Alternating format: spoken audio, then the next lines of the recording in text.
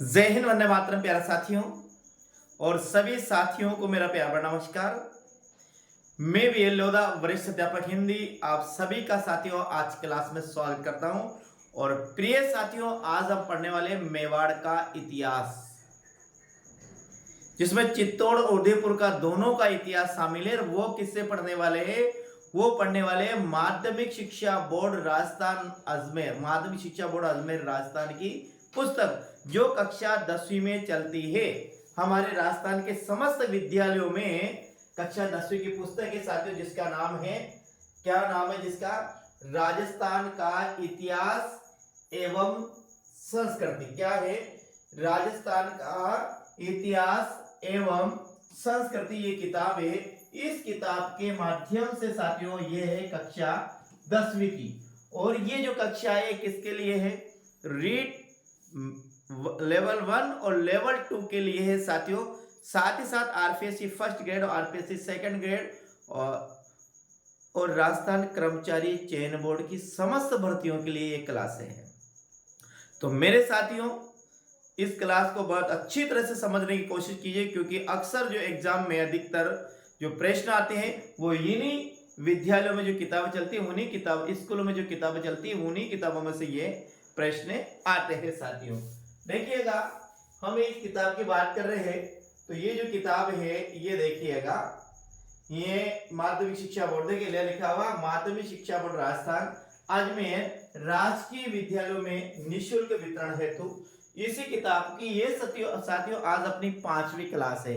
इसके पहले 4 क्लासें खत्म हो चुकी है और इस 5वीं क्लास में अपने जो चलेगा आज, वो चलेगा राजस्थान के प्रमुख राजपूत वंशों का परिचय, जिसमें पहला है गुहिल वंश एवं इस वंश के प्रतापी शासक। ये आज हम पढ़ने वाले हैं। क्या?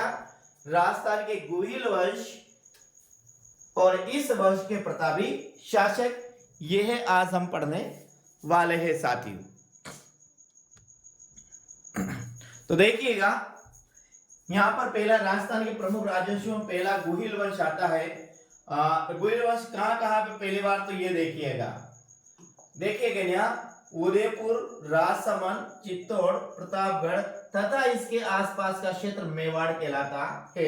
देखिए मेवाड़ में कौन कौन सा क्षेत्र आता है, पहली बात तो ये आपको देखना है।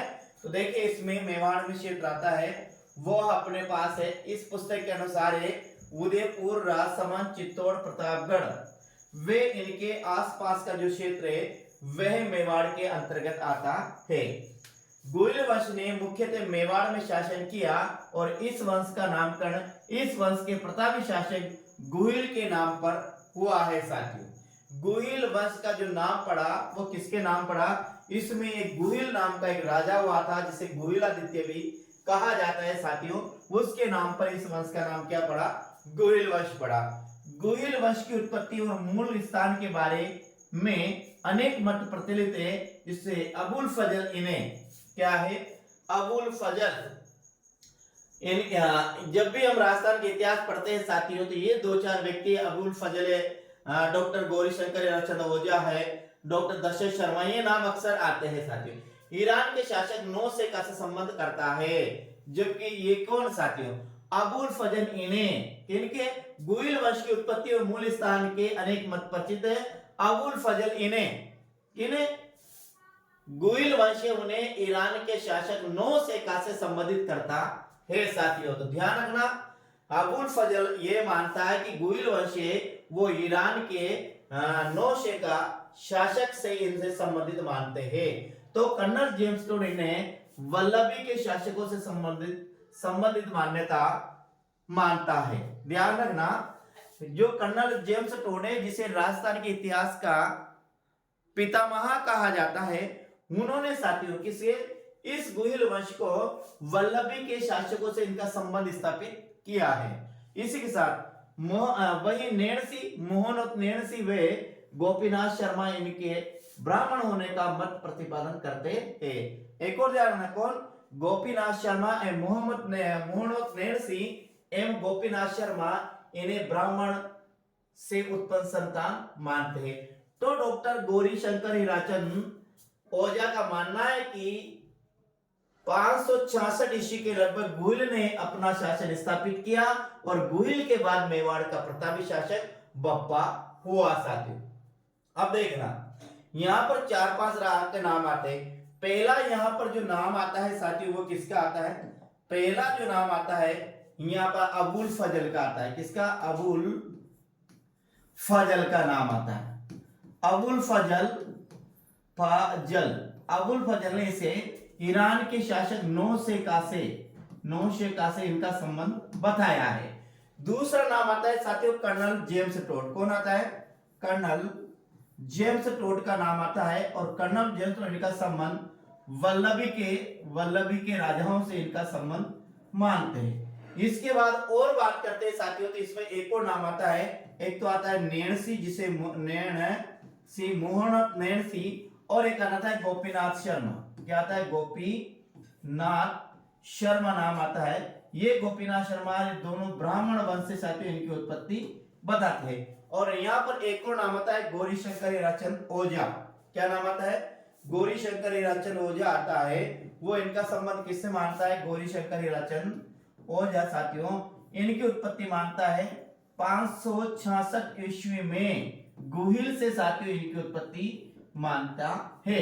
ये है साथियों मेवाड़ के गुहिलों की उत्पत्ति के संबंध में मत जो अपन को ध्यान में रखना है। मेवाड़ के गुहिलों की उत्पत्ति के संबंध में ये मत है और ये मत साथियों अपन को ध्यान में रखना है कि कौन कौन से मत है। देखिए अबुल फजल इनका नो संबंध ईरान के शासक नौसेका से मानते हैं। तो कर्नल जेम्स टोड और इनका संबंध वल्लभी के राजाओं से इनका संबंध स्थापित करते हैं। तो मोहन नैणसी और गोपीनाथ शर्मा इनका संबंध ब्राह्मण वंश से बताते हैं। तो ओझा साथियों इनका संबंध 566 ईस्वी में गुहिल से इनका संबंध स्थापित करते हैं साथियों। जैसे कि यहाँ पर लिखा आपको ध्यान रखना है गुहिल के बाद मेवाड़ का प्रतापी शासक कौन हुआ? बप्पा हुआ साथियों। ये अपन को ध्यान रखना है। यानी कि मेवाड़ के गुहिलों का जो पहला राजा आता है साथियों जिनसे इनकी उत्पत्ति मानी जाती है उस राजा का नाम है वह नाम आता है गुहिल। इसे इतिहास में गुहिलादित्य के नाम से भी जाना जाता है साथियों। इस बात को आप ध्यान रखिएगा। यहाँ पर केवल इसी किताब के अनुसार हम अध्ययन करेंगे। इसमें और भी है साथियों लेकिन ये और यहाँ पर नहीं पढ़ेंगे। केवल जो ये कक्षा स्कूल में जो कक्षा 10 की किताब चलती है उसी के अनुसार यहाँ पर हम क्या करेंगे? अध्ययन करेंगे। अब आगे देखिए अगला जो राजा आता है अपना वो आता है बप्पा रावल जिसका समय 734 ईस्वी से लेकर 753 ईस्वी इसका संबंध माना जाता है साथियों। राज प्रशस्ति के अनुसार किसके अनुसार? ध्यान रखिए एक नाम आता है राज प्रशस्ति के अनुसार बप्पा ने 734 ईस्वी में चित्तौड़ के शासक मान मोरी का ध्यान रखना। चित्तौड़ के शासक मान मोरी को परास्त कर चित्तौड़ पर अधिकार किया। किस पर अधिकार किया? चित्तौड़ पर अधिकार किया और बप्पा की राजधानी नागदा थी। एक और ध्यान ना बप्पा की राजधानी कहां थी? नागदा थी। ये भी याद रखना। और बप्पा रावल ने किसको पराजित किया साथियों? बप्पा रावल ने किसके अनुसार? राज प्रशस्ति के अनुसार बप्पा रावल ने 734 ईस्वी में यहाँ का चित्तौड़ का एक राजा था जिसका नाम था मान मोरी। इस मान मोरी को बप्पा रावल ने 734 ईस्वी में पराजित करके अपना राज्य स्थापित करता है। और यदि बप्पा की राजधानी के बारे में पूछा जाए साथियों तो बप्पा की राजधानी क्या थी? बप्पा की राजधानी का नाम आता है नागदा। अपन को ये याद रखना है। बप्पा ने कैलाशपुरी में एक लिंग यानी लव कुश मंदिर का निर्माण करवाया। एक और ध्यान रखना कि एक लिंग मंदिर का निर्माण किसके द्वारा करवाया गया है? तो साथियों आपको ध्यान रखना है एक लिंग मंदिर का निर्माण किया गया है वो बप्पा रावल द्वारा ही करवा गया है। ठीक है। जिसका एक और नाम मिलता है लकुलिश मंदिर। क्या मिलता है? लकुलिश मंदिर भी इसका नाम मिलता है। तो एक लिंग मंदिर का निर्माण किसके द्वारा किया गया है? ये बप्पा रावल ने साथियों एक लिंग मंदिर का निर्माण करवाया। और ये कहां है? ये कैलाशपुरी उदयपुर में साथियों बप्पा रावल का मंदिर है। आगे बात करते हैं। एक लिंग गुहिल वंश के कुल देवता है। प्रश्न आपसे पूछा जा सकता है कि गुहिल वंश के कुल देवता कौन है, तो आपको ध्यान रखना है साथियों, गुहिल वंश के कुल देवता है वो एकलिंगजी है। गुहिल की जो राजधानी थी वो नागदा थी। गुहिल ने मानमोरी को 734 ईस्वी में परास्त करके चित्तौड़ को अपनी राजधानी बनाया था, यानी चित्तौड़ पर अपना अधिकार किया था, और राजधानी थी साथियों जिसकी नागदा थी। और इसके बाद फिर आता है कैलाशपुरी में इन्होंने लकुलिशन एकलिंग का मंदिर निर्माण करवाया, और एकलिंगजी गुहिल वंश के कुल देवता है साथियों, ये आपको ध्यान रखना है। आगे गौरीशंकर हीराचंद ओझा के अनुसार बप्पा रावल का वास्तविक नाम कालभोज था। ध्यान रखना, गौरीशंकर हीराचंद ओझा के अनुसार बप्पा रावल का जो वास्तविक नाम था क्या था, वास्तविक नाम इसका कालभोज था। आपको ध्यान रखना है कि बप्पा रावल का वास्तविक नाम क्या था, तो बप्पा रावल का वास्तविक नाम साथियों कालभोज था, ये अपन को याद रखना है। बप्पा रावल की जो राजधानी थी साथियों वो नागदा थी। क्या थी? नागदा थी। बप्पा रावल ने मानमोरी को हराया था। किसको हराया था? मानमोरी को हराया था। बप्पा रावल ने एक लिंग जी के मंदिर का निर्माण करवाया, जिसे लकुलिश जी का मंदिर भी कहा जाता है साथियों, ध्यान रखना। बप्पा रावल का मूल नाम था वे कालभोज था। बप्पा कालभोज की क्या थी? उपाधि थी। कालभोज का मूल नाम था वो तो बप्पा रावल का जो मूल नाम था वो तो कालभोज था, और कालभोज को ही बप्पा कहा जाता है। बप्पा कालभोज की एक उपाधि थी, ये अपन को ध्यान में रखना है साथियों। आगे वीर विनोद के रचयिता कवि श्यामल दास। वीर विनोद के रचयिता कवि श्यामल दास ने लिखा है कि बप्पा किसी राजा का नाम नहीं अपितु खिताब था। खिताब यानी वही उपाधि थी, यानी बप्पा किसी राजा का नाम नहीं था बल्कि एक क्या था? खिताब था। ये किसने कहा? वीर विनोद के रचयिता कवि श्यामल दास ने साथियों। तो यहाँ पर एक और ध्यान रखना कि वीर विनोद के रचयिता कौन है, तो कवि श्यामल दास साथियों वीर विनोद के रचयिता है। आगे एक और बात, बप्पा रावल किसी राजा का नाम नहीं अपितु एक खिताब था। ऐसी मान्यता है कि बप्पा चित्तौड़ के शासक मानमोरी के यहाँ सेवा में था। किसमें था? सेवा में था। जब चित्तौड़ पर विदेशी सेना का हमला हुआ तो उसने मुकाबले की चुनौती बप्पा ने स्वीकार की। उससे मुकाबले की चुनौती किसने स्वीकार की? बप्पा ने स्वीकार की, और उन्हें सिंध तक खदेड़ दिया। कहां तक भगा दिया? सिंध तक खदेड़ दिया। यानी कि जब मानमोरी, एक और एक मान्यता के अनुसार जब मानमोरी का शासन चित्तौड़ पर था तो बप्पा उसकी सेवा में था, और जब चित्तौड़ पर विदेशी आक्रमणकारियों ने आक्रमण किया तो उसको बाहर भगाने की जो चुनौती स्वीकार की वो किसने? बप्पा रावल यानी कालभोज ने स्वीकार की। कालभोज बप्पा रावल ने उनको कहा सिंध तक उनको खदेड़ दिया साथियों। तब आगे देखिए, इसलिए हमला किया तो उसे मुकाबले की चुनौती बप्पा रावल ने स्वीकार की और उन्हें सिंध तक खदेड़ दिया। इसलिए इतिहासकार सीवी वैद्य इनकी तुलना चार्ल्स मार्टन फ्रांस सेनापति जिसने यूरोप में सर्वप्रथम मुसलमानों को परास्त किया था कहते हैं। यानी कि कौन? सीवी वैद्य बप्पा रावल की तुलना चार्ल्स मार्टियल से करते हैं। ये ध्यान रखना। कौन? सीवी वेद बप्पा रावल की तुलना चार्ल्स मार्टियल से करते हैं। और चार्ल्स मार्टियल कौन था? ये फ्रांस से सेनापति था जिसने यूरोप में सर्वप्रथम मुसलमानों को परास्त किया था साथियों। ये यहाँ पर बताया गया है। तो साथियों एक बार पुनः देखिएगा, हम पढ़ रहे बप्पा रावल जिसका समय 734 से 753 ईस्वी है।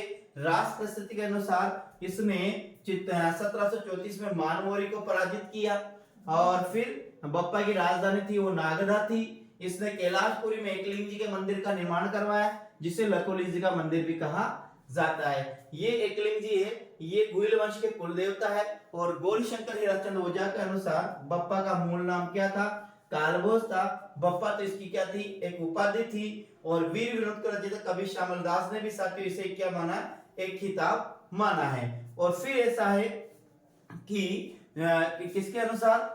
कवि श्यामल दास के अनुसार जो बप्पा रावल था वो मानमुरी की सेवा में रहता था, और लेकिन जब चित्तौड़ पे विदेशी आक्रमणकारियों ने आक्रमण किया तो उनके आक्रमण को स्वीकार, यानी कि उनको आक्रमण कर उन पर मुकाबला करने के लिए बप्पा ने स्वीकार किया, और बप्पा ने उसे सिंध तक फिर उनको खदेड़ दिया। इसलिए साथियों ऐसा कवि श्यामल दास ने कहा है। और फिर सीवी विद्या ने इनकी तुलना चार्ल्स मार्टेल से की है साथियों। ये अपन ने पहला पढ़ा, मेवाड़ का पहला शासक कौन आता है, अपना बप्पा रावल। अब ये अगला जो शासक आता है साथियों वो आता है अपने जैत्र सिंह, जिनका शासन रहा 1200। इसके मध्य और भी शासक आए हैं, इसके मध्य और भी शासक आए हैं, लेकिन शासक यहाँ, लेकिन इस किताब के अनुसार जहां से प्रश्न आ सकता है जो प्रमुख राजा है वो अपना आता है वो जैत्र सिंह। कौन आता है, जैत्र सिंह। और जैत्र सिंह का समय आता है अपने 1213 से 1253 के मध्य। कौन आता है, 1213 से 1253 के मध्य का समय है वो जैत्र सिंह का शासन काल है साथियों। अब देखिए, गुहिल के एक वंश जैत्र सिंह ने परमाणु से चित्तौड़ छीनकर उसे अपनी राजधानी बनाया। अब देखिए, गुहिलों का एक वंश था जैत्र सिंह, जिसने परमाणु से चित्तौड़ छीना। अब देखिए यहाँ पर बप्पा रावल के बाद यहाँ पर परमाणु का अधिकार हो जाता है। इसके बाद और भी राजा आते हैं, फिर धीरे धीरे वो कमजोर होते हैं, वो चित्तौड़ पर अधिकार कर लेते हैं। कौन, परमाणु। फिर परमाणु से जो चित्तौड़ छीनता है साथियों, वे राजा का नाम आता है जैत्र सिंह। तो देखिए, गुहिल के ही एक वंश जैत्र सिंह ने परमाणु से चित्तौड़ छीनकर उससे अपनी राजधानी बनाया। अब यहाँ पर प्रश्न आता है कि चित्तौड़ को अपनी राजधानी किसने बनाया साथियों, तो ध्यान रखना, चित्तौड़ को अपनी राजधानी बनाया वो जैत्र सिंह ने बनाया। एक और ध्यान रखना, चित्तौड़ को अपनी राजधानी किसने बनाया, तो जैत्र सिंह ने चित्तौड़ को अपनी राजधानी बनाया। ये आपको ध्यान रखना है साथियों, है नी, कि चित्तौड़ को अपनी राजधानी किसने बनाया, तो जैत्र सिंह ने साथियों चित्तौड़ को अपनी राजधानी बनाया। ये अपन को याद रखना है, किसने, जैत्र सिंह ने चित्तौड़ को अपनी राजधानी बनाया। अब आगे देखिए, 1227 ईस्वी में भूताला के युद्ध में, ध्यान रखना 1227 ईस्वी में एक युद्ध होता है जिसे भूताला के युद्ध के नाम से जाना जाता है। कब, 1227 में, 1227 के ईस्वी में एक युद्ध हुआ, उस युद्ध का नाम है भूताला के युद्ध। तो भूताला के युद्ध में दिल्ली के गुलाम वंश के सुल्तान इल्तुतमिश की सेना को परास्त किया। किसने, जैत्र सिंह ने। ध्यान रखना, 1227 ईस्वी में भूताला के युद्ध में दिल्ली के गुलाम वंश के शासक इल्तुतमिश की सेना को पराजित किया। किसने किया, जैत्र सिंह ने किया। ये अपन को ध्यान रखना। एक बार सुने, 1227 ईस्वी में भूताला के युद्ध में दिल्ली के गुलाम वंश के सुल्तान इल्तुतमिश की सेना को परास्त किया, जिसका वर्णन जय सिंह सूरी के ग्रंथ हम्मीर मद मर्दन में मिलता है साथियों। ये वर्णन कहाँ मिलता है, ये मिलता है जय सिंह सूरी का एक ग्रंथ है जिसका नाम साथियों हम्मीर मद मर्दन। क्या नाम है, हम्मीर मद मर्दन जिसका नाम है। और मिलता है इस ग्रंथ में इल्तुतमिश को हम्मीर कहा गया। इल्तुतमिश को क्या गया, हम्मीर कहा गया। और डॉक्टर गौरीशंकर हेराचंद ओझा ने जैत्र सिंह की प्रशंसा करते हुए लिखा है कि दिल्ली के गुलाम वंश के सुल्तानों के समय में मेवाड़ के राजाओं में सबसे प्रतापी और बलवान राजा जैत्र सिंह हुआ, जिसकी वीरता की प्रशंसा उनके विरोधियों ने भी की है साथियों। ऐसा लिखा, किसने लिखा है, ये लिखा है डॉक्टर गौरीशंकर हेराचंद ओझा ने साथियों यह कहा है। किसके बारे में, जैत्र। तो यहाँ पर अपन को एक चीज ध्यान रखना है साथियों, जैत्र सिंह। पहली बात तो चित्तौड़ को राजधानी किसने बनाया, किसको, चित्तौड़ को राजधानी किसने बनाया, तो यहां पर पहला अपना आंसर होगा साथियों जैत्र सिंह। क्या होगा, जैत्र सिंह ने चित्तौड़ को अपनी राजधानी बनाया। दूसरी बात में, भूताला का युद्ध किन किन के मध्य हुआ, तो भूताला का जो युद्ध हुआ वो एक नाम तो आता है अपने जैत्र सिंह और वर्षे साथी इल्तुतमिश। क्या, इल्तुतमिश आता है। और यहाँ भूताला का युद्ध कौन, जैत्र सिंह और इल्तुतमिश में मध्य होता है, जिसमें विजय कौन होता है साथियों, जैत्र सिंह तो विजय होता है, और पराजित कौन होता है साथियों, इल्तुतमिश पराजित होता है। ये अपन को ध्यान रखना है। क्या, जैत्र सिंह, चित्तौड़ को राजधानी किसने बनाया, जैत्र सिंह ने बताया। भूताला के युद्ध में किन किन के मध्य हुआ, जैत्र सिंह और इल्तुतमिश के मध्य भूताला का युद्ध हुआ। कब हुआ? 1227 में। और इस भूताला के युद्ध में इल्तुतमिश की क्या होती है? विजय होती है, और इल्तुतमिश की पराजय होती है, और जयद्रथ सिंह क्या होता है साथियों? विजित होता है। ये अपन को याद रखना। अब अगला जो राजा अपने पास आता है वो आता है साथियों रतन सिंह। ये जो रतन सिंह राजा है ये आता है 1303 से 1303, यानी इसका जो शासन काल रहा साथियों मात्र 1 साल का इसका शासन काल रहा। किसका? रतन सिंह का। अब ध्यान देखिए, रावण रतन सिंह को 1303 ईस्वी में दिल्ली के सुल्तान अलाउद्दीन खिलजी के आक्रमण का सामना करना पड़ा, जिसका कारण अलाउद्दीन खिलजी की साम्राज्यवादी महत्वाकांक्षा वे चित्तौड़ की सैनिक और व्यापारिक उपयोगिता थी। 1540 ईस्वी में मलिक मोहम्मद जासी द्वारा लिखित पद्मावत में अलाउद्दीन खिलजी के चित्तौड़ आक्रमण का कारण रावण रतन सिंह की पत्नी पद्मावती को प्राप्त करना बताया गया है। डॉक्टर दशरथ शर्मा इस मत को मान्यता प्रदान करते हैं। अलाउद्दीन की सेना से लड़ते हुए रतन सिंह वे उनके सेनापति गोरा और बादल वीर गति को प्राप्त होते हैं तथा रानी पद्मावती ने 1600 महिलाओं, कितने? 1600 महिलाओं के साथ जौहर किया। और इस युद्ध में अलाउद्दीन खिलजी का समकालीन इतिहासकार अमीर खुसरो सम्मिलित हुआ था। उसने अपने ग्रंथ खजाइन उल फुतूह में इस आक्रमण का वर्णन किया है। अलाउद्दीन खिलजी ने अपने पुत्र खिजरका को चित्तौड़ का प्रशासक नियुक्त कर चित्तौड़ का नाम खिजराबाद कर दिया साथियों। और रतन सिंह मेवाड़ के गोयल वंश की रावल शाखा का अंतिम शासक था साथियों। गोहिल वंश की रावल शाखा का अंतिम शासक था, यानी कि गोहिल वंश का अंतिम शासक था साथियों। वो कौन था? रत्न सिंह था साथियों। अब यहां पर ध्यान रखिएगा, रतन सिंह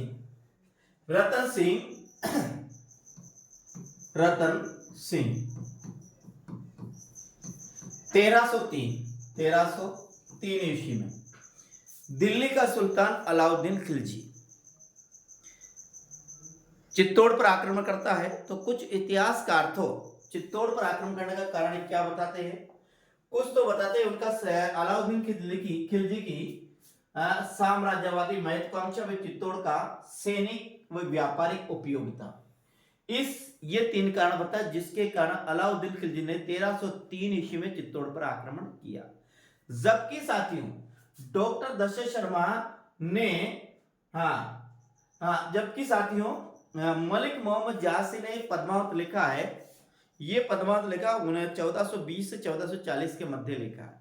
इस पद्मावत में मलिक मोहम्मद जासी ने चित्तौड़ पर आक्रमण करना, अलाउद्दीन खिलजी पर चित्तौड़ का आक्रमण करना उनकी रानी रतन सिंह की रानी पद्मावती को बताया जाता है कि रानी पद्मावती की सुंदरता पर मुग्ध होकर अलाउद्दीन खिलजी ने चित्तौड़ पर आक्रमण किया 1303 में।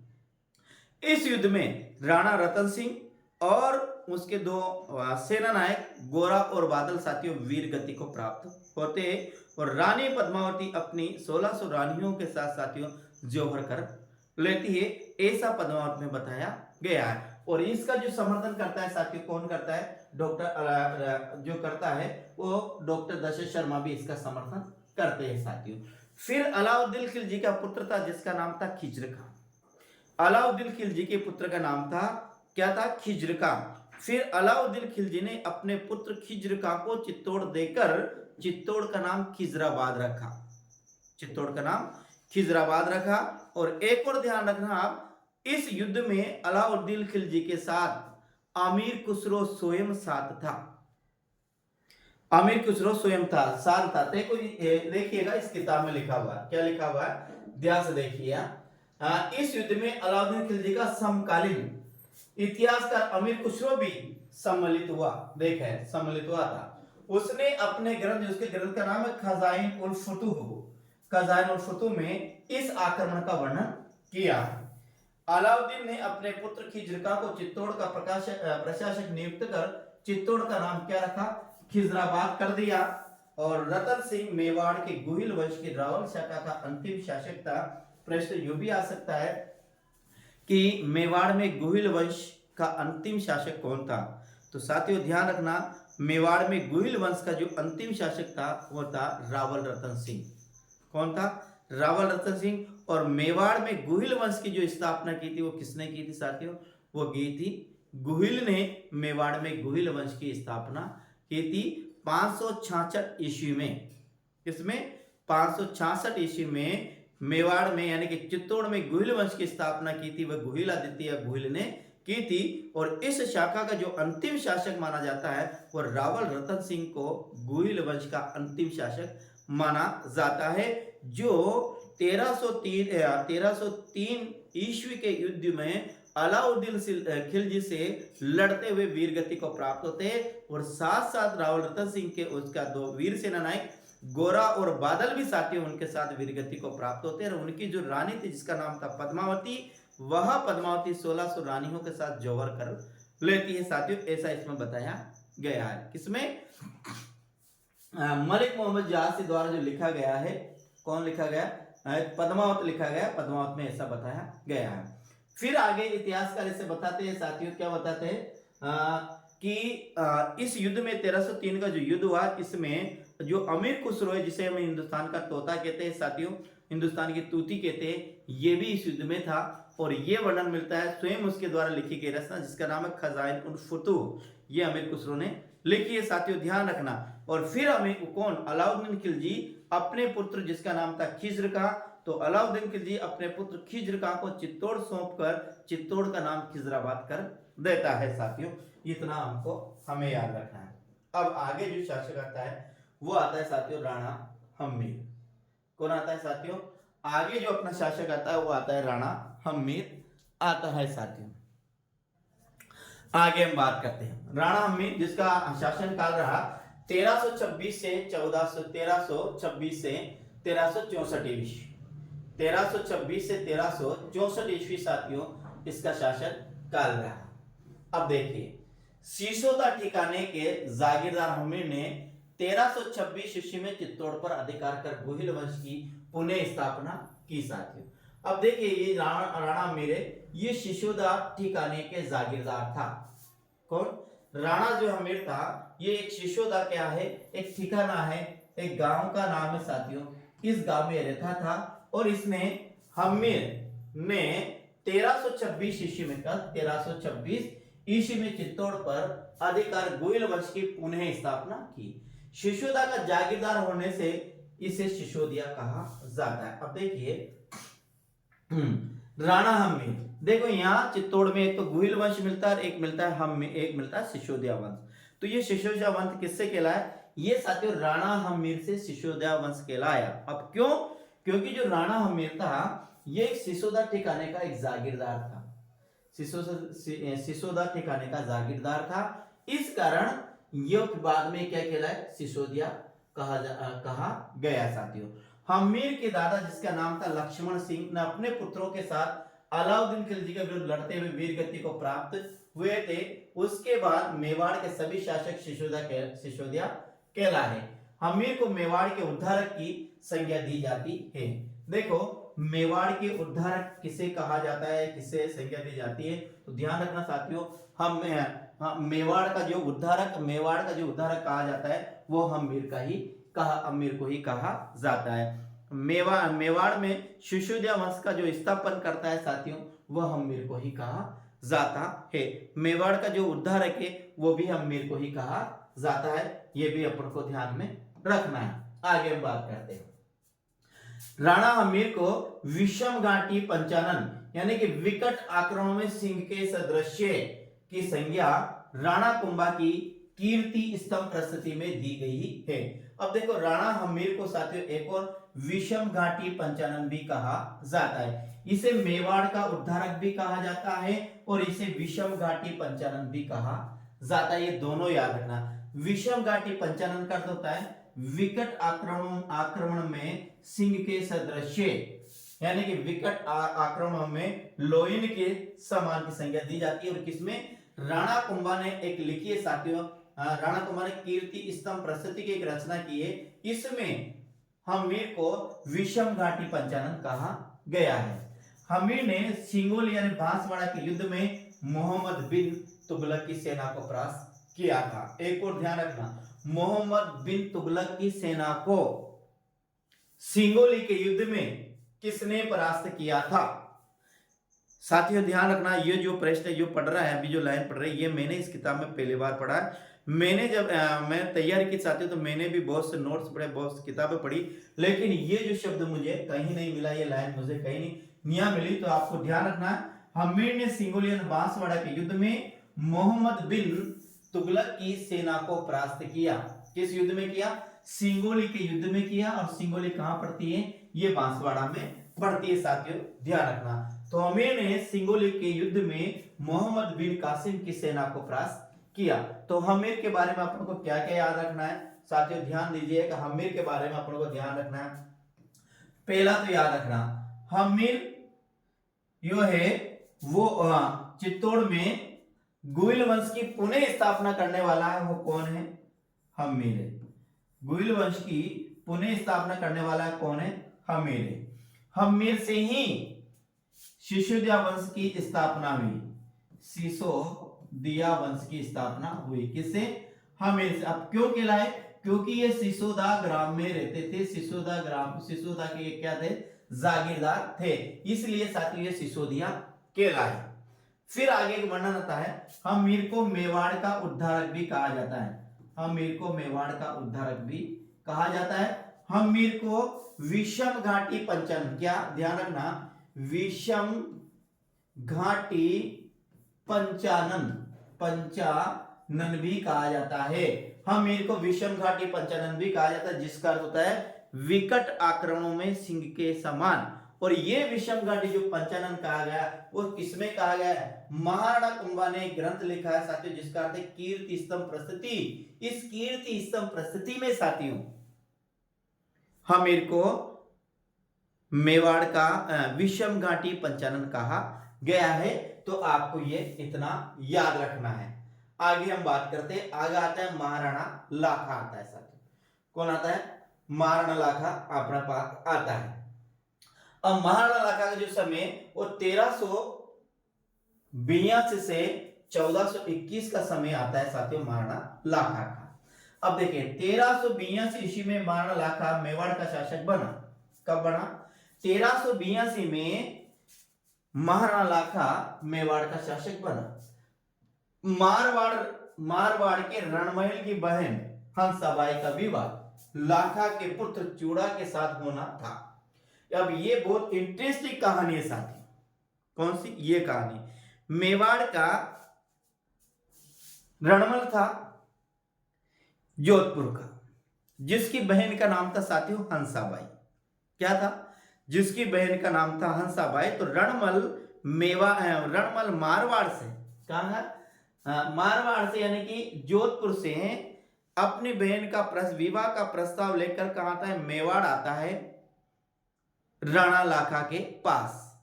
और राणा लाखा के पुत्र का नाम था साथियों चुंडा। क्या था? ये देखो, महाराणा लाखा के पुत्र का नाम था चुंडा।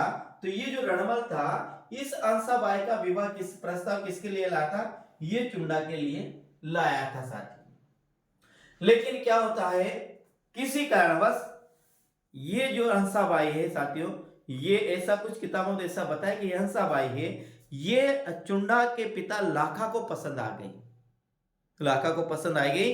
तो फिर पुत्र के लिए जो प्रस्ताव आया था, जिस लड़की का, उस लड़की से विवाह कौन कर लेता है? लाखा कर लेता है। और फिर कहा जाता है कि चुंडा होता है, जिस शर्त पे होता है उनसे विवाह होता है, जो कि हंसाबाई से जो पुत्र उत्पन्न होगा वही साथियों मेवाड़ की गद्दी पर बैठेगा। किस पर बैठेगा? मेवाड़ की गद्दी पर बैठेगा। तो इस बात का प्रस्ताव किसके पास रखा? चूड़ा के पास रखा। तो चूड़ा ने अपने पिता की इच्छा की पूर्ति के लिए, कहा जाता है साथियों, कि आज जीवन कुंवारे रहने का व्रत ले लेता है और वो प्रतिज्ञा करता है कि मैं कभी भी मेरे जीवन में विवाह नहीं करूंगा। तो इसलिए साथियों यही प्रतिज्ञा महाभारत में भीष्म पितामह ने की थी। इसलिए साथियों चूड़ा को मेवाड़ का भीष्म पितामह भी कहा जाता है। ये कहानी याद रखना कि प्रस्ताव आया था, वो प्रस्ताव किसके लिए आया था? वो प्रस्ताव जो आया था वो पिता के लिए आया था। और पुत्र के लिए जो प्रस्ताव आया था, उसी लड़की से विवाह कौन कर लेता है?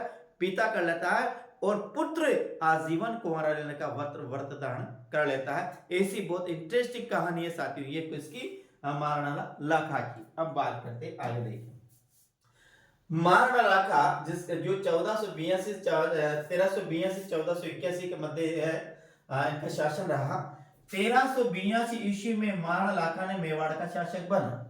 अब देखिए मारवाड़, देखो मारवाड़ में साथियों, मारवाड़ में बीकानेर, जोधपुर भी आता है, बीकानेर भी आता है, नागौर भी आता है, पाली, ये जितने भी है सब ये मारवाड़ में आते हैं। तो मारवाड़ के रणमल की बहन जिसका नाम है साथियों हंसाबाई, हंसाबाई का विवाह लाखा के पुत्र चुंडा के साथ होना था, मगर परिस्थितियां बस ये विवाह लाखा के साथ संपन्न हो गया। अब देखिए विवाह प्रस्ताव पुत्र के लिए आया था, लेकिन विवाह हो जाता है पिता के साथ। इस विवाह के साथ यह शर्त थी कि मेवाड़ का उत्तराधिकारी हंसा का पुत्र ही होगा। जब साथियों रणमल यह प्रस्ताव लेकर मेवाड़ आता है, किसके लिए, चूड़ा के लिए आता है, लेकिन यहां कुछ ऐसा हो जाता है कि वो जो चूड़ा के जो पिता है लाखा, वे लाखा हंसाबाई से विवाह के लिए तैयार होते हैं साथियों। तो ये पता जैसे ही रणमल को चलता है, तो रणमल भी एक शर्त लगाता है कि मैं मेरी बहन का विवाह लाखा के साथ, यानी कि वृद्धावस्था में मैं, मेरी बहन जो लाखा था वह वृद्धावस्था में था उस समय, कि वृद्धावस्था में भी मेरी बहन किसका, हंसाबाई का विवाह मैं लाखा के साथ करने के लिए तैयार हूं, लेकिन इस शर्त पे करूंगा कि मेरी बहन से जो पुत्र उत्पन्न होगा वही मेवाड़ की गद्दी पर बैठेगा, वही मेवाड़ का राजा होगा। इस शर्त पे साथियों लाखा और हंसाबाई का विवाह हो जाता है। और फिर जब ये शर्त रखते हैं तो साथियों जो लाखा है वो लाखा विवाह करने के लिए विवश, यानी कि वो मना कर देता है कि मैं ऐसा विवाह, यानी इस शर्त पर विवाह नहीं करूंगा। वे विवाह तो करना चाहता था लेकिन वो मना भी नहीं कर सका। लेकिन जब चुंडा को इस शर्त के बारे में पता चला तो चुंडा सहर्ष स्वीकार किया और उसने आजीवन कुंवारा रहने का वरदान के लिया कि जब मैं विवाह ही नहीं करूंगा तो मेरे संतान कहां से उत्पन्न होगी साथियों। तो ये बहुत बड़ी प्रतिज्ञा, इसी प्रतिज्ञा के कारण चुंडा को मेवाड़ का विश्व पितामह कहा जाता है। ऐसी जो महाभारत के जो विश्व पिता है उन्होंने भी अपने पिता की इच्छा पूर्ति के लिए उन्होंने भी आजीवन कुंवारा रहने का व्रत ले लिया था साथियों। देखिए आप मेवाड़ का उत्तराधिकारी हंसा का पुत्र होगा, जिससे लाखा के योग्य पुत्र चूड़ा को राज अधिकार से वंचित होना पड़ा और चूड़ा को राजस्थान का विश्व पितामह भी कहा जाता है। इसी तरह इसी कारण साथियों चूड़ा को राजस्थान का मेवाड़ का नहीं साथियों, राजस्थान का विश्व पितामह कहा जाता है। ध्यान रखना, मेवाड़ का नहीं, इसे राजस्थान का विश्व पितामह कहा जाता है। क्यों? यह भी मैंने बताया कि जिस प्रकार महाभारत में विश्व पितामह ने अपने पिता शायद जिसका नाम था शांतनु, शायद ऐसा ही नाम था, उसकी इच्छा पूर्ति के लिए धीवर की कन्या से विवाह किया और विवाह करने पर साथियों जब विश्व पिता जिसका नाम था साथियों, बहुत अच्छा नाम था, नाम मुझे याद नहीं आ रहा, तो उसने प्रतिज्ञा ली जिसके पास उसका नाम विश्व पितामह पड़ा। इसके पहले विश्व पितामह का और दूसरा नाम था वो मुझे याद नहीं आ रहा। तो इसी प्रकार राणा लाखा को फिर राजस्थान का विश्व पितामह कहा जाता है।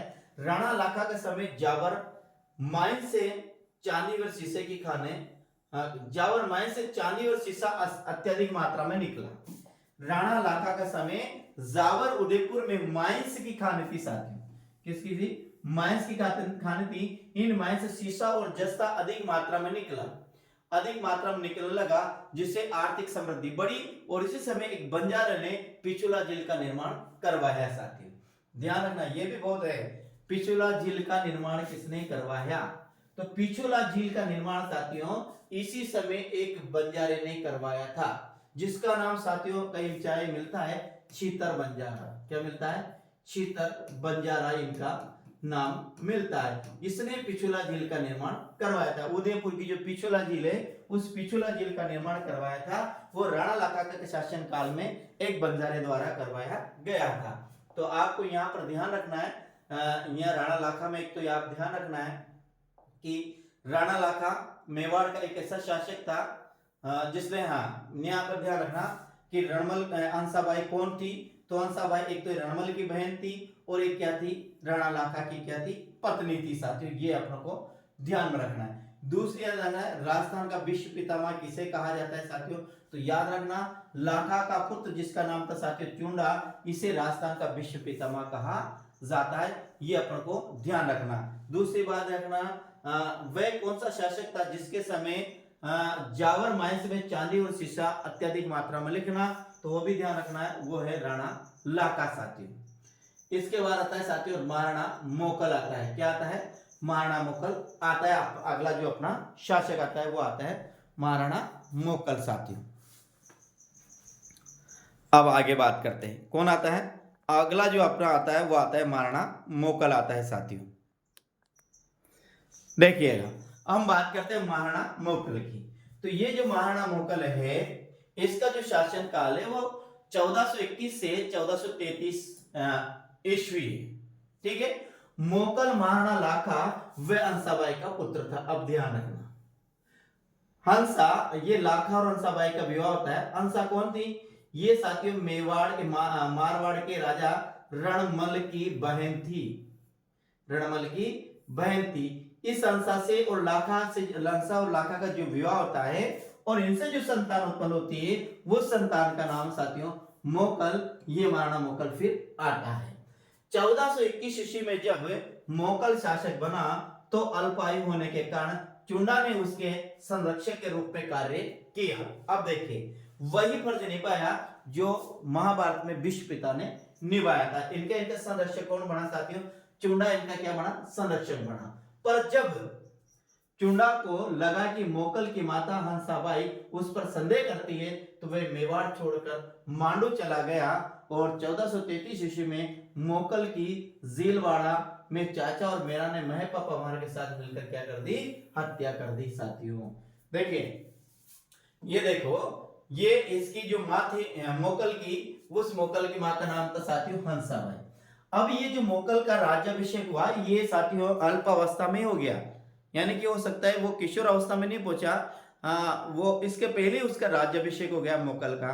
तो फिर इसका जो संरक्षक बना वो कौन बना, चुंडा साथियों इसका संरक्षक बना। लेकिन वही हंसाबाई जिसका विवाह का प्रस्ताव चुंडा के लिए आया था साथियों, वही फिर उस पे चुंडा पर शक करने लगी। तो चुंडा अपने राज्य को छोड़कर साथियों कहां चला जाए, मांडू चला जाता है। और जैसे वो मांडू चला जाता है साथियों, तो यहाँ पर ध्यान रखना 1433 ईस्वी में मोकल की झीलवाड़ा में, किसने, मोकल की कहां पर, झीलवाड़ा में चाचा और मेरा दो थे, चाचा और मेरा ने महपा पवार के साथ मिलकर क्या कर दी, हत्या कर दी। इस प्रकार से साथियों ये महाराणा मोकल का जो जीवन है वो मात्र कितना रहा, 21 यानी कि